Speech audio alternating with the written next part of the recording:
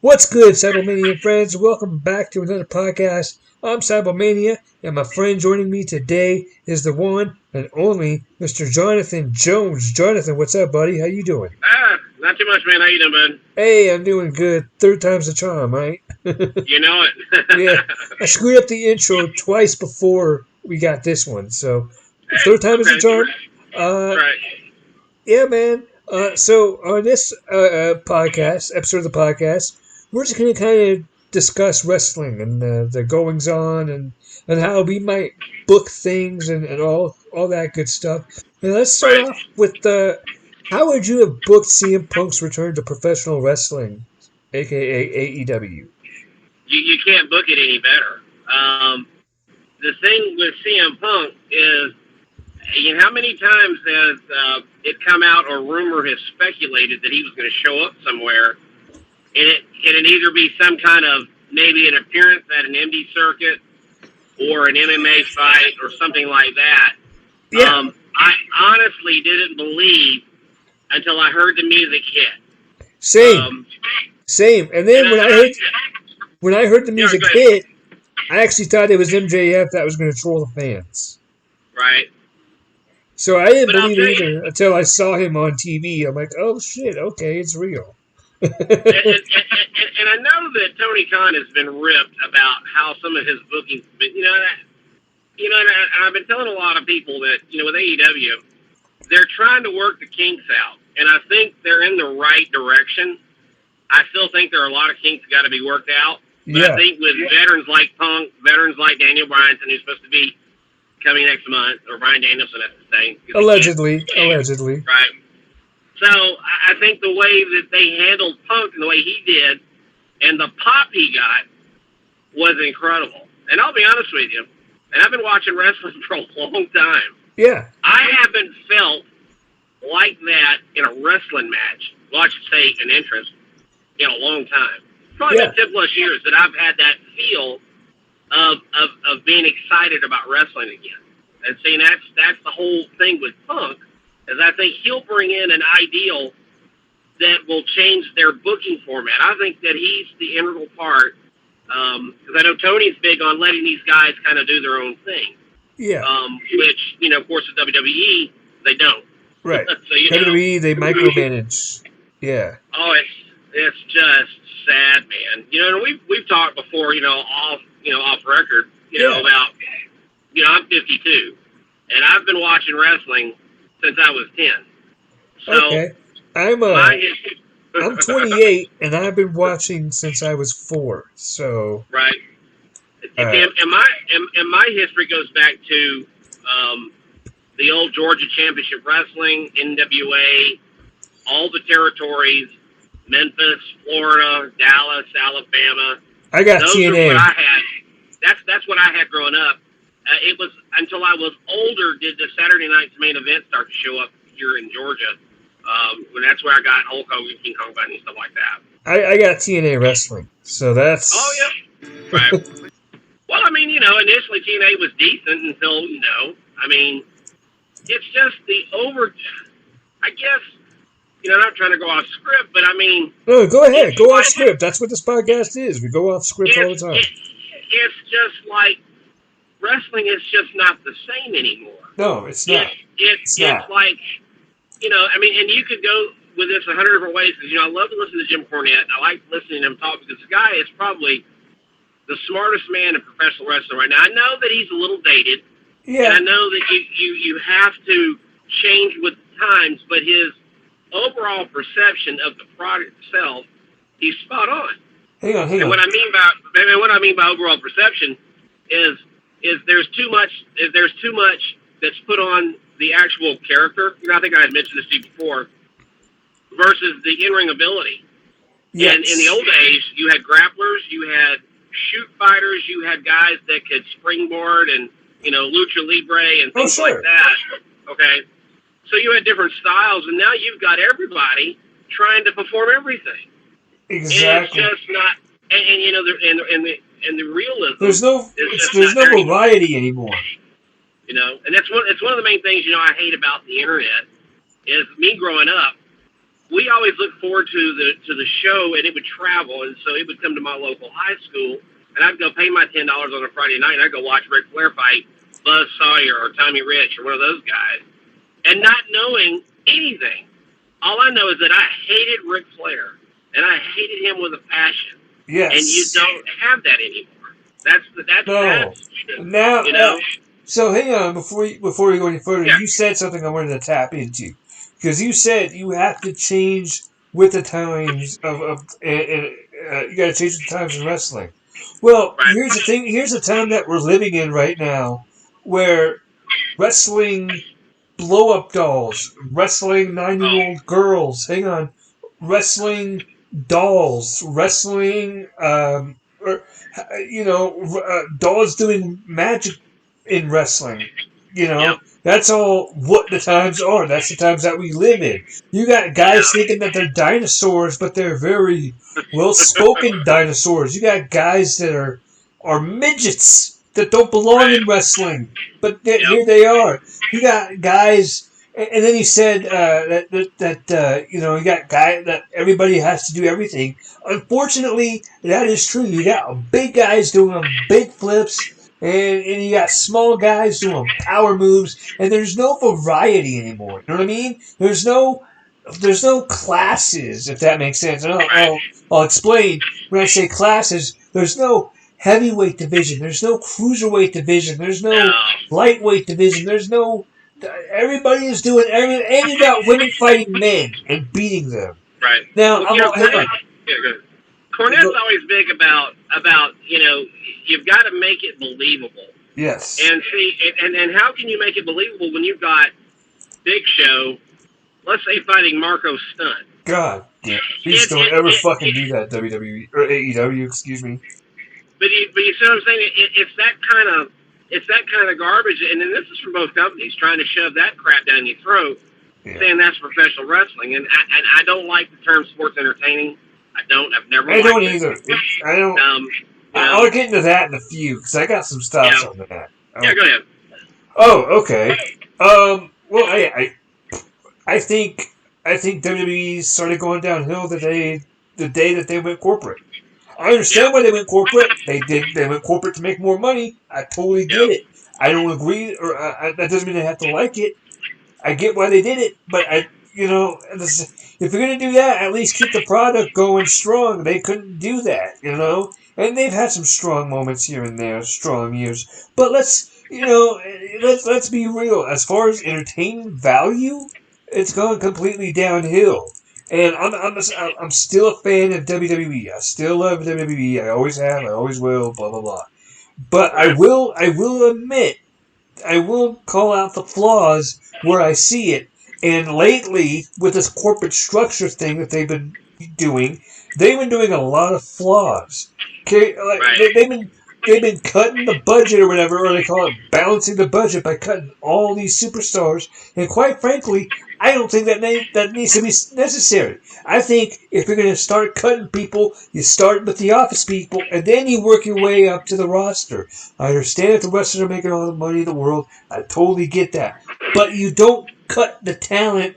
You don't bite the hand that feeds you. And those wrestlers, they're feeding them pretty much. I mean, if that makes any sense. Well, I think with the WWE and with Vince, and I've been around long enough where I remember when Vince actually was really a genius when it came to some of the stuff he put together. Yeah, he's seen that now. I think his biggest mistake, and I think his own father would probably say it if he was still alive, was him killing the Indies. When he killed his competition, he ruined it. But I would argue that the Indies kind of built themselves back up in a way. Oh yeah, no, I think they've come full circle now, and I think they've rebuilt. And I think that's one of the things with AEW I like is that they're linking themselves with ROH, they're linking themselves with Impact, AAA, and New Japan, and I think they're going to try to use those guys universally. And I mean, healthy competition is good. And I don't want to see the WWE go away completely. No, because absolutely not. And I know, we've had back and forth before, and I haven't been able to sit and watch Raw in a long time. Count your blessings. But there are particular, guys that perform that I gotta watch. Now I can't watch Goldberg no more because he's too old. Oh God. I absolutely love Roman Reigns right now. I love Facts. what they're doing with him, and that's the only thing that they're doing right now. I think is with him. I think the program with him is perfect. I wouldn't have brought Brock back. I just Did you get to see Charlotte Flair versus Nia Jax from Raw this week? Yeah. Well, it's funny because I just was listening to Jim Cornette go over that whole match. See, I just saw you upload it. I haven't watched that yet, so I haven't seen his review. I was not fond of Charlotte getting the title back. I didn't like what they did to, was it Bianca Belair? That was bullshit what they did to Bianca. That was just straight up bullshit. I think, when we talk about, when they went corporate, and I think, and Jim mentioned this the other night about how they don't have a booker. They have, and in the old days, you had a booker that handled either the house shows or the pay-per-views. And so that booker was the one that was responsible for setting the matches and setting the, you had your own individual gimmicks, but they would set the program. Yeah. And I think if WWE would quit hiring Hollywood writers to try to write this bullshit and just have a booker for Raw, have a booker for, well, actually, personally, I wouldn't have all these shows and I wouldn't have all these championships. Oh. I'd have 1 3-hour show. And then you would just, these guys would have to learn to earn their spot. Yes. That's the way it was, I don't know if you ever follow NWA, but Trevor Murdoch just beat Nick Aldis. I actually do follow NWA a little bit. Yeah, they just crowned the first ever women's tag team champions. And Nick Aldis held the title for 2 years. Yeah. Well, actually, this is his second run, and his second run was over 400 days. So, but it's like with Trevor Murdoch, and his father, Dick, worked with Dusty, and Trevor had really earned his spot, and Nick had no problem dropping the belt to him because he knew that Trevor had earned his spot. Yeah. And I think that, again with WWE, I think first off, Vince has got to get out of the way. He's got to step down. He doesn't know what he's doing anymore. And I think that if they would allow Triple H to handle what he's doing in NXT, because I like what I see over there. I like the have you heard the latest news on the NXT thing? Well, I've heard they're rebranding it, and I've seen the redesign of the logo, which looks silly. Apparently, Vince and Bruce are going to oversee NXT now. They're going to be... You know how bad that is? Yeah. Because, I don't know if you saw Walter and Dragunov fight the other night. You're talking about two guys that should already be on the main roster fighting in main events. That's just my opinion. Yeah. I watched Ilya versus Walter on Monday night. I watched that with my uncle. And they epitomize what I'm talking about, about true professional wrestling, and not, shitty gimmicks, or, comedy skit and stuff like that, people want to see a fight. Now, I get it. The art of the promo is lost, and I'd like to see that come back. But at the same time, but I still have scratching my head, though, and I'm sitting there thinking, what is the Performance Center doing? Okay, I've seen them put out a few, but then, are they not working on core stuff that's important for TV? That's my whole thing. Right. I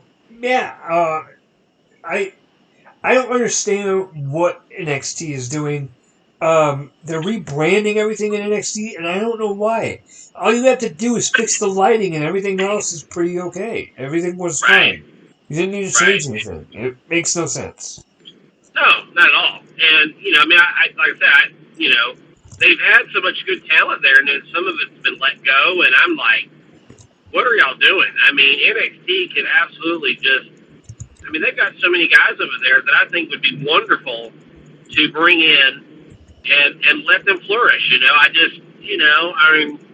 Why do you insist on bringing back Brock Lesnar? Why do you insist on bringing back Goldberg? I know that it's important to have some veteran leadership on the roster. And I know for some pay-per-views, you've got to be able to have, some sellability. But, really, am I going to pay $100 to go watch Goldberg wrestle? Not in 2021, no.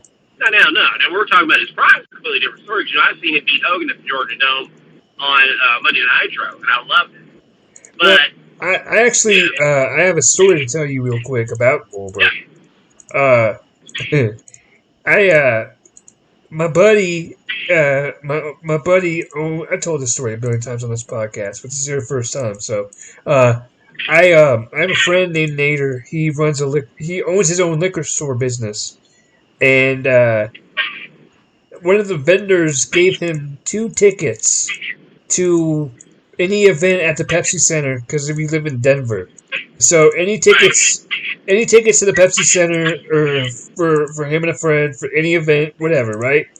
And yeah. so my buddy at that point he texts me. He's like, "Hey, I got these 2 tickets for Raw." I'm like, "Okay, cool, sounds good, right?" This Raw, John, happened to be the same exact Raw that Goldberg returned to that Goldberg returned on in 2016. Was that the one where he faced The Rock? No, 2016, not Oh, 2003. okay. And Right. but hang on, those seats that he got, by the way, they were really good. They were box seats. So we had our own box, our own private box. We had an open buffet and or all you can eat buffet and an open bar. Oh man. So we had it pretty made. Yeah, it was pretty Yeah. nice.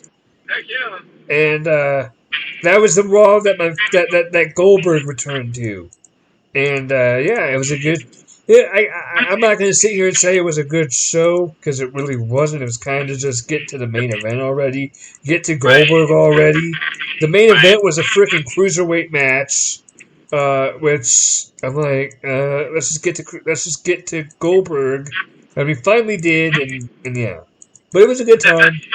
That's a little side story. Sorry about that. But yeah, no. Right. In 2021, yeah, I'm not paying to see Goldberg. Um, I'll pay to see Brock. Right. Brock can still go though. Brock doesn't get winded after 5 minutes. No, I mean, I like what Brock brings to the game, but Brock doesn't really care about professional wrestling. All he cares about is getting that paycheck, and Yeah. I'm just not sold on these part timers. I'm just not. I think it's a waste of money. Yes. When you've got guys like Walter and Samoa Joe, and I mean, there's a whole slew of guys, man, they could bring up and create storylines. They could have brought up Adam Cole. Well, he's probably headed to AEW now. So, Well, yeah. I hate that they've lost out on a really good talent because they're talking about him and they're talking about Bray Wyatt may eventually get there. I mean, because I can see them rebranding Bray Wyatt, take over for what's his face that passed just recently. The guy that was in charge of the Dark Order. Oh, Brody Lee. Yeah, I can see them doing that, but again, Hey, I have a question for you, real quick. Yeah. I got a question for you. What do you think of ex-WWE talent getting released from WWE and then going on in interviews and bashing the WWE? Well, I will tell you this. Bray's character was squashed. I think the whole Fiend was a bunch of crap. I think Vince is a nut trying to make these guys be somebody they're not. Bray is Husky Harris. That's Jack Black. I think he's a Rotunda. Yeah. But the dude's a gifted promo. He's a great in-ring, wrestler. And I think that at some point you got to let these guys be creative, and they've got to be able to do their shtick.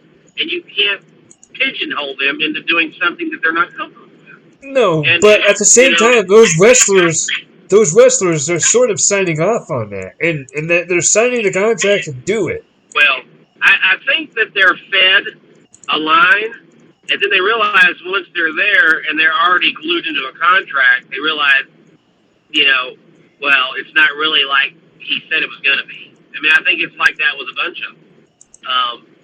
I still, Vince is... But don't you think it gets a little old with the bashing of the WWE by the ex-wrestlers? Don't you think that it gets done a little too much? It does, and I think, regardless of whether you agree with what Vince does or not, I mean, he's still providing a product that's been good, and he has a track record of being really good. I mean, you've had eras that were unbelievable. Yeah. And this is it, This era? This ain't it. And I have no ill will towards Vince. I just think that at a certain point, when I brought up the mention, that, you got to change with the times, you've got to have that one ear to the fans and seeing what they want. He doesn't have that ear. Now, I'll say this about Vince. I've said this about Vince, and I'll continue to say this about Vince, because, quite frankly, let's cut the shit. It's true. Love Vince McMahon to death. I appreciate everything he's done for the wrestling business and everything like that. He is the wrestling business as far as I'm concerned. Oh, absolutely. But the thing is, it's time for him to step down, because at this point, at this age, I know what everybody in the WWE says. I know what Nick Khan said. Oh, he can still go another 50 years. Blah blah blah blah. We don't want it. No, he can't. He ain't going another 50 years. He ain't going another He ain't going another 30 years. Probably not going another 20 years. Hunter's biting at the bit to be able to run this thing, and I think from a wrestling standpoint, he'll be great when it comes to, and that's why I say get rid of the writers and have a booker, and let them book the show. And I think Hunter, he's through those different eras where he was so good, I think he would know how to do it, and I think he would know how to put a good show together. But I think, with as much authority he's had Vince with that thumb on him the whole time, and Vince with the ability to just veto everything. And he's just in left field when it comes to what works. Yeah, and he's senile. He's old and he's senile. Would you agree? Absolutely. And I wouldn't let Stephanie take over. No. And I wouldn't let Shane take over. No. I think it should be a wrestling guy. I think from a wrestling standpoint, when you're talking about setting the show, I think it should be them, and then let them work the business behind the scenes. Get away from hands-on creative and let Hunter handle all that. Let him hire the people he wants to bring in. Shawn Michaels, BGJ, let them have the different guys. You'd have different guys aging matches. So you'd have, let's say, Road Dogg would handle two guys that are cruiserweights, and he would put their match together, work with them, and have it set up and boom and run it.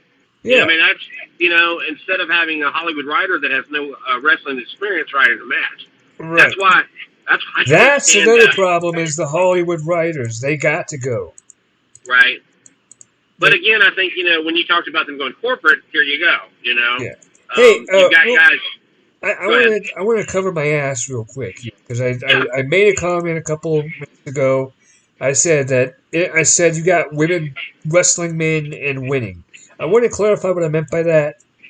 First of all, yes, men and women are equal. Women can do anything that men can do. Blah blah blah blah blah.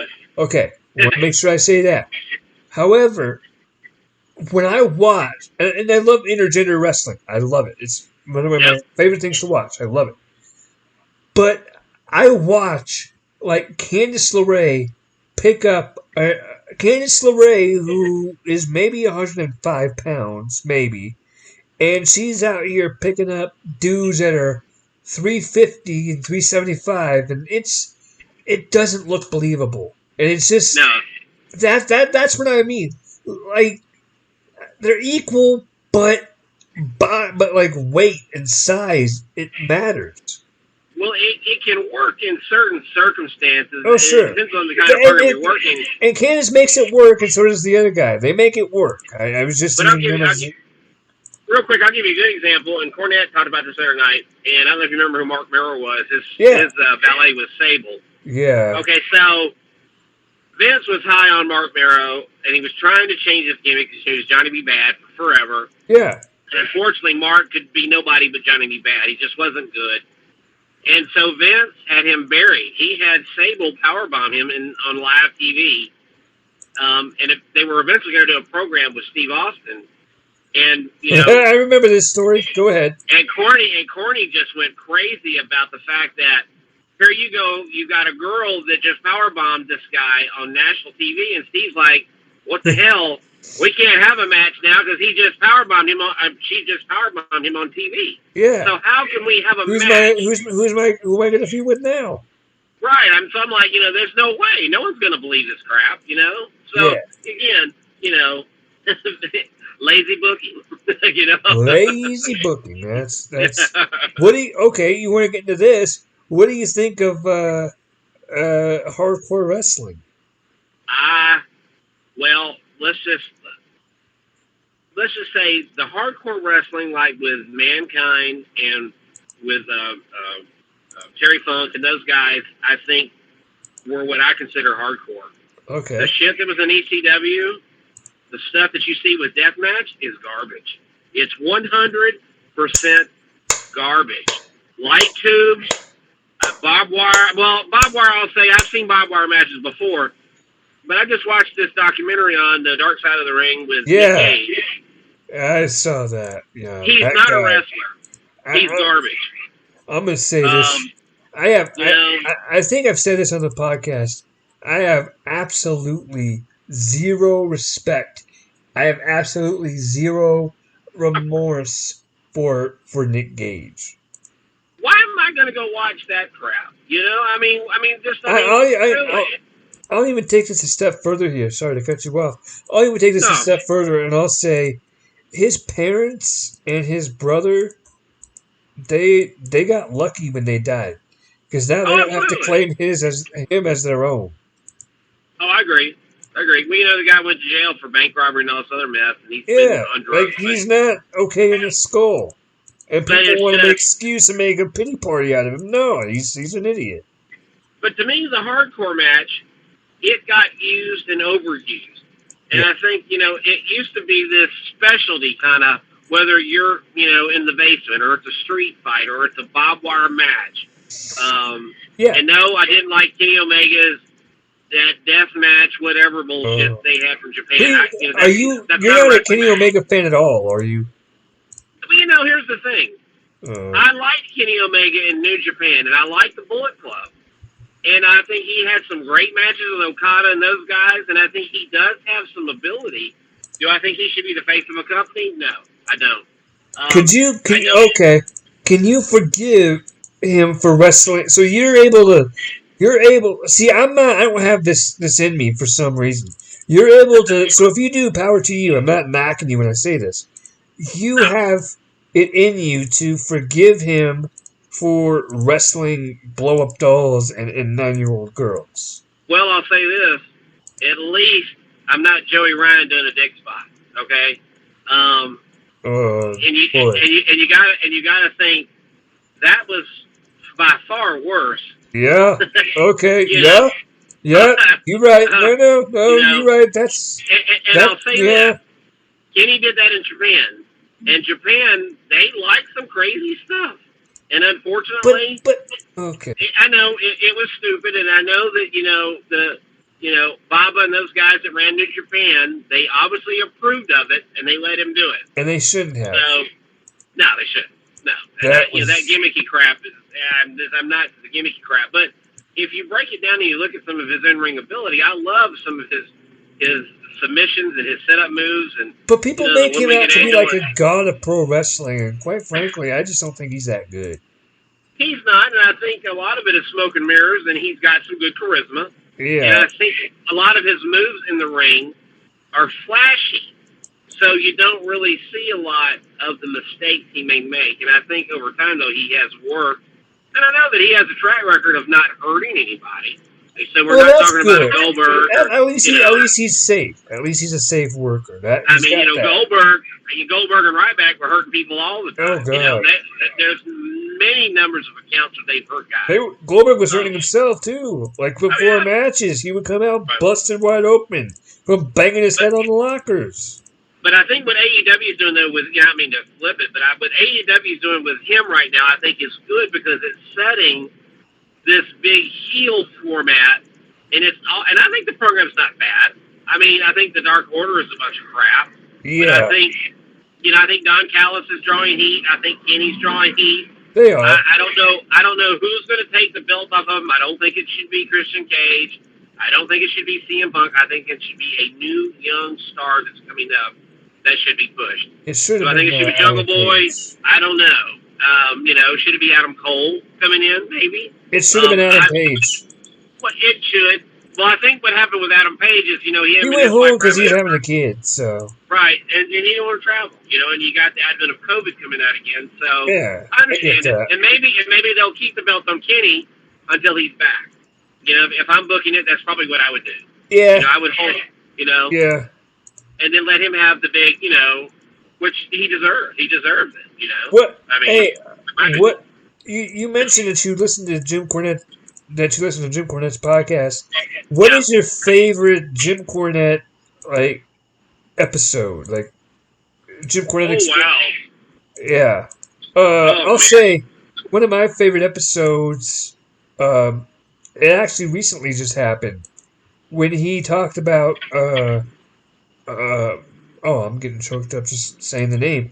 When he spoke about Bobby Eaton. Oh, That one was that was a personally, tough one to listen to. well, and I followed Jim for years, and I've actually met Jim because when I was So growing you're a cult up, member. I said, so I met him, and I met a bunch of the wrestlers for the Georgia Championship Wrestling because where my father worked, he worked at a printing company, and then 2 buildings down was where they filmed Georgia Championship Wrestling. So Right. on Saturday, I would go down there when they did the television tape.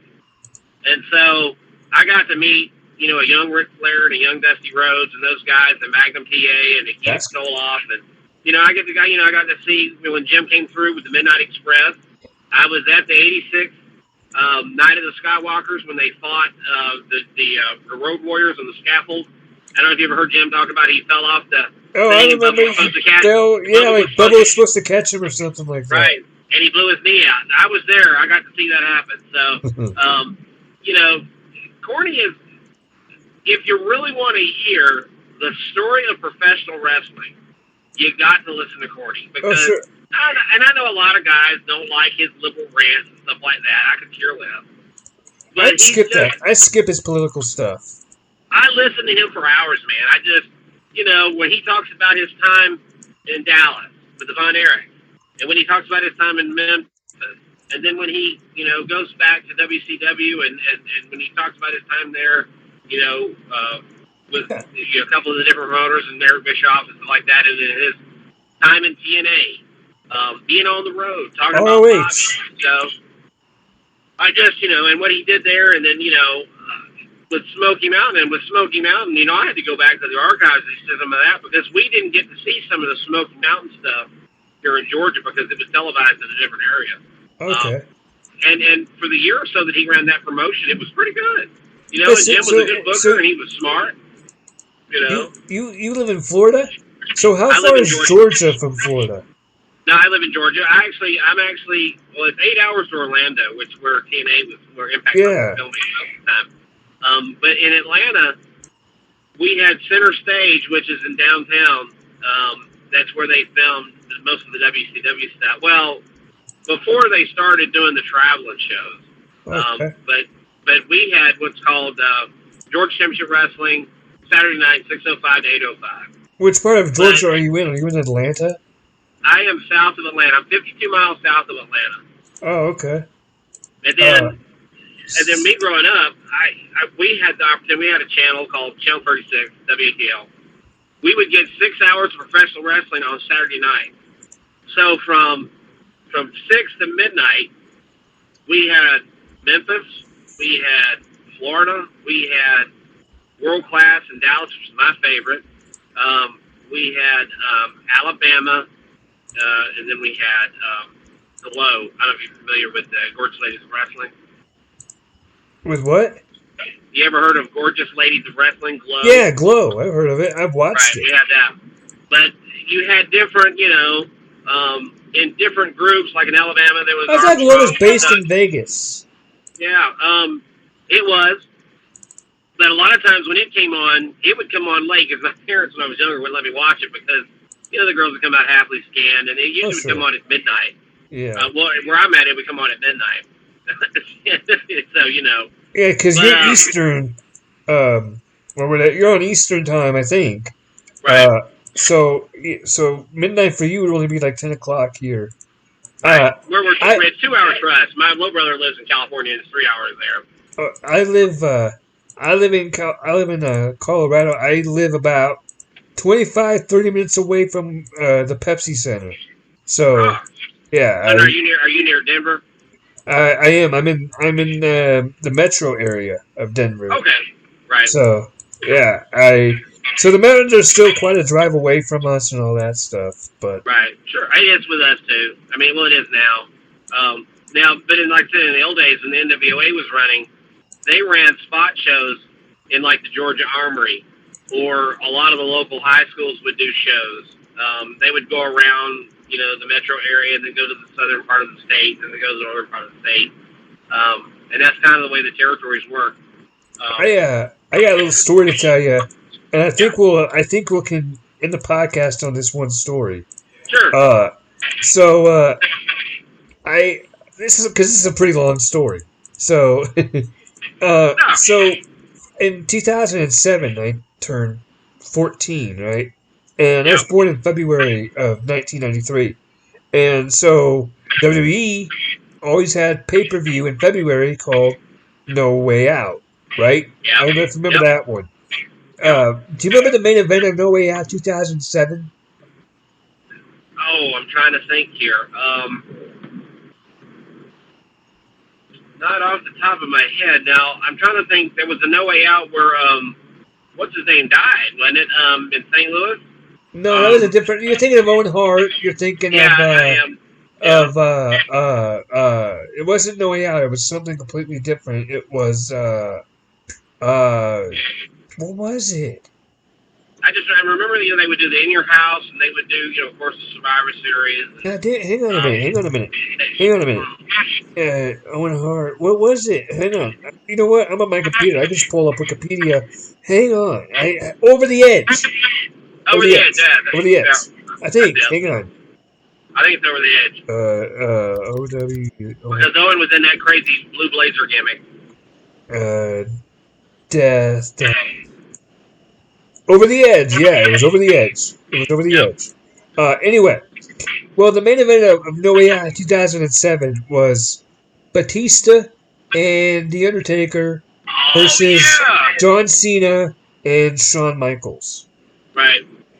And I remember this pay-per-view so well because I actually went, we went to a place down south called Red and Jerry's, which is like a bar and grill, and that's where Yeah. they would show pay-per-views. They would be pay-per-views.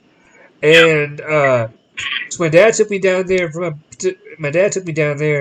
and we sat down and we looked at the TV. We watched the pre-show, whatever. And all of a sudden, somebody went to the table.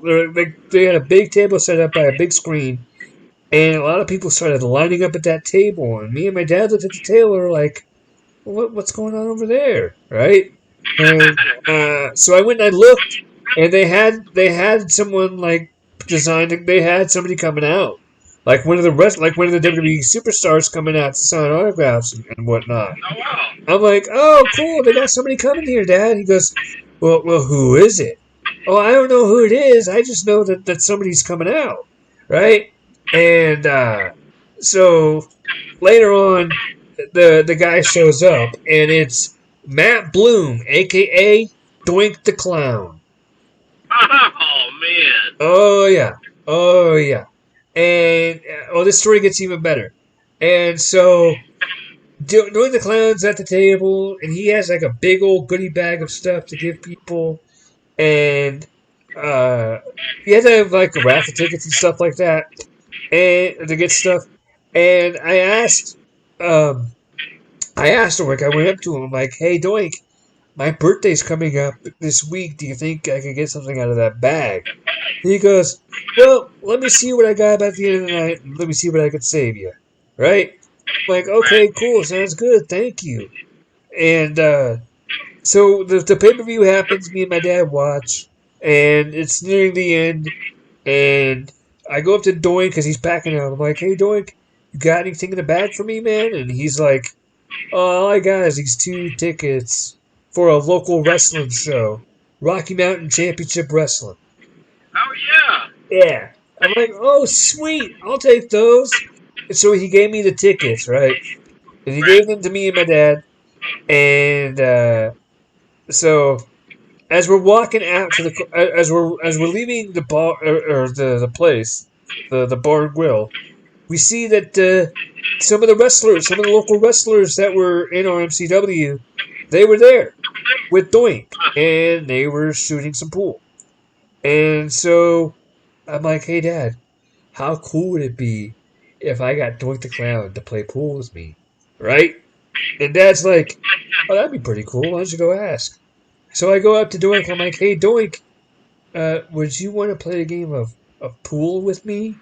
And Doink's like, oh, sure, kid. Go ahead. Grab yourself a pool stick. We'll play. I'm like, all right, sounds great. And the wrestlers that were with him were really cool too. They took photos with me. Actually, I'm gonna post a. I'm actually gonna see if I can find a photo right now. Um, Yeah. yeah, it was really cool. And so then, um, we go to that Rocky Mountain Championship Wrestling event, Right. and it was a cool show. We got to see a blind dude wrestle, which was funny because I think he was actually the heel. And in the crowd, I can't remember if he was the babyface or the heel. I think he was the heel. He's legitimately Right. blind, and in the crowd, you could hear people saying, "Hey, Blind Mike, over here! Hey, Blind Mike, I'm over here!" Like, right? Like, we're over here. He's over here, Blind Mike. He's over here. Like Right. misleading him and everything, and it was hilarious. And at one point, I went up to the I actually went up to the thing just to get a closer view, and the security guard shoved me right out of the way. And I got so pissed, right? I'm like, dude, and I go to my dad. I'm like, Dad, did you just see that? That guy just pushed me. Like the security guy just pushed me. Dad's like, it's okay. Don't make a big deal out of it. Blah blah blah. You're fine. Da da da. I'm like, dude, he just pushed me. I didn't. I wasn't doing anything. He just shoved me. Dad's like, I know. And the guy right in front of us, he's like, hey, who pushed you? I'm like, the security guard. He goes, what? I'm like, yeah. He goes, well, that's really messed up. He's like, I'll tell you what, kid. If you need anything at all, you just let me know, and I'll come, and you just let me know, and I'll get it for you. And so, Oh wow. yeah, yeah, right. So me being me, I thought about that for just a minute, and so I tap him on the shoulder. I'm like, "Hey, you said you'll get me anything?" He goes, "Oh yeah, kid. Yeah. What do you need?" I'm like, "Could you go get me a T-shirt and a bag of M&Ms?" And the guy's like, "Yeah, sure, kid. I got you." I'm like, all right, thank you. And he went and he bought me a T-shirt and he bought me some M&Ms. Yeah, so that was a pretty wild night. I gotta say that was a cool that was a cool 14th birthday I had. You That's know, a very good memory, though. I mean, that's a very cool memory. yeah, I'm trying to find this photo of me and Doink the Clown. I can't seem to Right. find it. Where is it? I've uploaded it. I know I have. And Uh, you see, to bring up the local wrestling venues, that's the kind of stuff that I'm used to that you really don't see in the bigger promotions. yeah, Um, I can remember.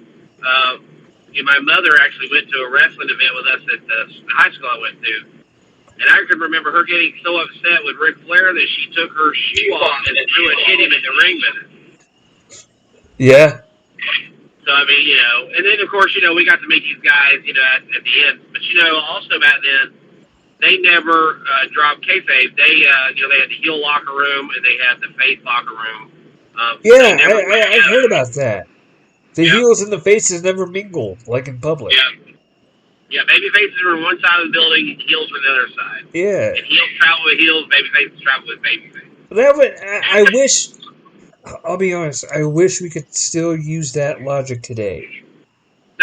But see, you know, now you got people that will cheer the heels and boo the baby faces.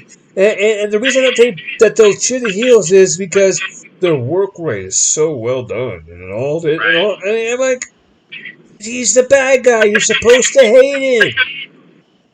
Well, to me, to have a really good program, not only do you got to be able to speak, but you've also got to be able to perform that in the ring. So what I mean by that is that, you can't have, a million false finishes. You can't have guys kicking out of finishers. You can't, I mean, in the old day, Ric Flair and them would wrestle to 60-minute time limit draws with Ronnie Garvin.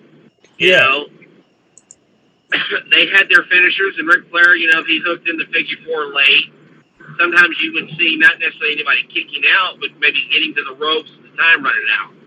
Or yeah, Ronnie Garvin would hit him with his stone cold punch, and then time would run out just as the 3 count was coming down. Things like that. But now you're seeing Canadian destroyers, which normally was a finisher for Petey Williams in TNA. that move That gets has way something that, too overused. the DDT isn't performed the way I like it anymore. To me, the only guy that ever performed the DDT properly was Jake the Snake. I don't like false finishing. I'll tell you Yes. this, and like I said, I'm not the biggest fan of WWE right now, but the Roman Reigns John Cena match, I liked the action to that match. I thought of all the matches at SummerSlam, that was actually put together pretty good. Hey, real quick. So, you'll be able to see this in the video. Yeah, I found I found the photo. There's 2 photos of me and those indie wrestlers, and you'll see them in the video. But here they are, and it was right, me, some guy wearing face paint with a championship belt, in one photo, and then there were 2 other people joining us in the second photo. But right. that was at that local wrestling event that we went to, and that was a pretty cool That, show. That was a pretty cool that event. is cool. So there you go, folks. Here are the 2 photos once again. More time. There's one photo. There you go. And there's the second photo. Look how young I looked back then. Dang, I looked so young, man. I had that black and yellow jacket or that black and yellow coat. I Right. don't think I have that one anymore. But there you go, folks. Now you know. Um, is there anything else you want to discuss here, or do you think we should call it quits? It's up to you, man. Um, I think this is a cool format. Being able to share, differing knowledge. You being younger and me being a little bit older. oh yeah. Um, and sitting down and agreeing with what can work here or what can be, changed here, Well, and I think, and I know you say that we've had or disagreements on Facebook. Things are much better said, like if you're talking to somebody, like vocally, right, than if you're typing. right, Because if you type stuff, things can get misread, no, absolutely, and things can get taken the wrong way and all that stuff. So plus you that's get kind of why guys I like. that, That's why I like doing this podcast with my friends, is because a lot of people that I talk to on Facebook, they're the guests on the show, and a lot of right, times I'll talk to them and I'll type. We won't really go vocal. We'll just type, but things can get misread and arguments can ensue and all that stuff. sure, And it's better to do it right. audio. In my But I'm like I said again, I'm a big proponent of these indie groups now. I really support indie wrestling and some of the smaller companies that are producing wrestlers to move up. yeah, I want to see that come back. I want to see the mom and pop, wrestling organizations. And I'll throw this off as a side note. I don't know if you've heard about a television show that's on Stars now called Heels. yes, I have. And CM Punk is on there. I want to watch that. I gotta watch that. It's What channel is it on? absolutely fantastic. On Stars. It's on And Stars. Punk was just in the last episode. He plays a guy named R.C. Riddle, and he's a heel. Yeah, But it's about a guy that runs. It's Steve Amnell, the guy that played Arrow on the CW network. yeah. He was, yeah. And he runs his dad's wrestling. Well, his dad died. Well, actually, his dad killed himself. But he runs his dad's wrestling organization. It's called Duffy Wrestling. It's DWF, and it's in Duffy, Georgia, which is not a true place, but it's in Georgia. So it's pretty cool. It's about the life of running a wrestling, or you can say an indie wrestling organization, and it just gives you more of a behind the scenes kind of look at how it runs, and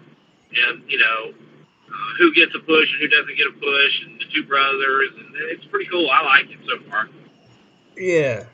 I gotta see if we have stars. I don't know if I don't. We have a lot of premium channels. We have HBO. We have Right, Netflix. We have Peacock. We have uh, Hulu. We have everything.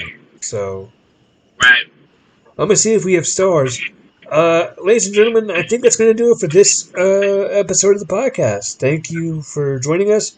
Hey, if you're new here, hit that subscribe button so you get notified when we upload new videos. I Yep. upload new content daily. Hey, also, if you like this video, hit the thumbs up. And hit the. Yeah, I already said hit the bell, so you already know all that stuff. Comment down below your favorite memory of pro wrestling and how long you've been a wrestling fan. Hey, thank you, Jonathan, for joining us here tonight, man. I appreciate that. Yeah, man. Appreciate it. I'll do it again. Yes, sir. Absolutely. We sure will. Ladies and gentlemen, that's it for the Seibelmania and Friends podcast. Until next time, we're out. Deuces. All right, man.